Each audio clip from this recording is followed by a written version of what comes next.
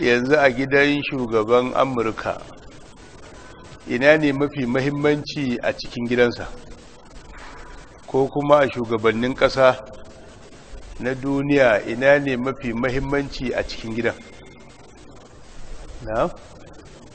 na ɗakinsa na kwana shi ne mafi mahimmanci a ofis na? yau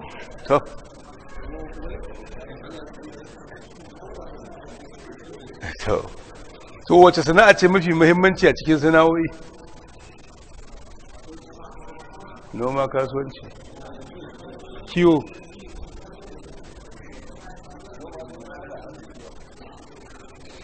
To wani mutum ne mafi mahimmanci a rayuwarka?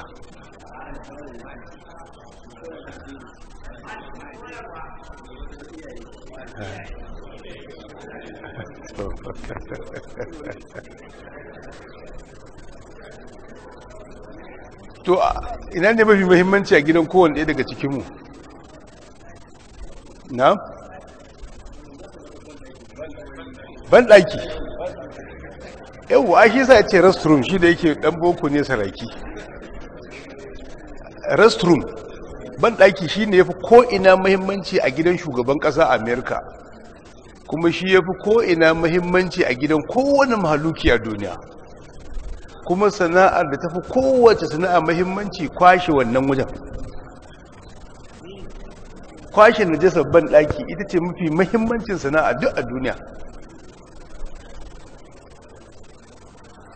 sannan wanda ya fi mahimmanci a rayuwarka kowa ya danganta, amma a jumlace a musulmi shine annabi sallallahu alaihi wasallam. a mafi mahimmanci matarka ita ce mafi mahimmanci a rayuwarka, ita ce mafi mahimmanci. amma abinda nake so in faɗa shine annabi sallallahu alaihi wasallam, ubangiji subhanahu wata'ala ya ce qul in kuntum tuhibbuna allaha fattabi'uni yuhibbukumullahu wa yaghfir lakum dhunubakum. idan mutum yana son Allah ya so shi to sai ya so annabi, sai ya bi shi. annabi kuma ya ce mu so shi fiye da yadda muka so uwanmu da ubanmu, fiye da yadda muka so kowane mahaluki a duniya. to don haka ashe bayan mahaifanmu to wanda ya fi su daraja shine annabi sallallahu alaihi wasallam. dalili saboda shine wakilin Allah kai tsaye wajen shiryarwa, su kuma su ne wakilan Allah wajen halitta. annabi Isa alaihi salam ya ce duk wanda ba a haife shi sau biyu ba shine ake cewa born again ko baptism.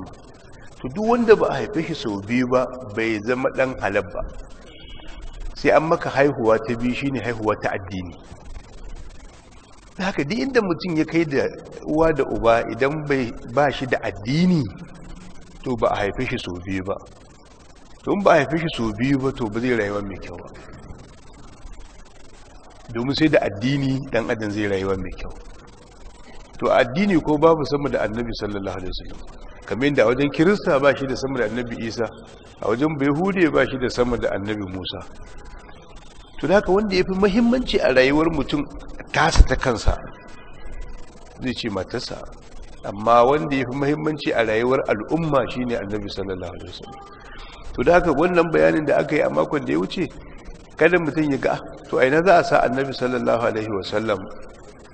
to shi sa aka yi wannan bayani idan mutum ya san cewa to iyaye sun fi kowa, amma annabi sallallahu alaihi wasallam shine jagora, shine shugaba, shine wanda zai karantar da kai rayuwa har da mahaifanka.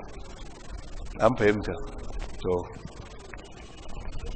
da aka yi da an ce da ya fi ko'ina muhimmanci ba ofis ba, ba ɗakin kwana ba. don ji shugaban ƙasa ya samu da waɗannan ba shi da wajen da zai izi ɗin kansa, to rigima ta nan. shi yasa ba haushi in yi bako ban ɗaki ke fara nuna masa a dacin.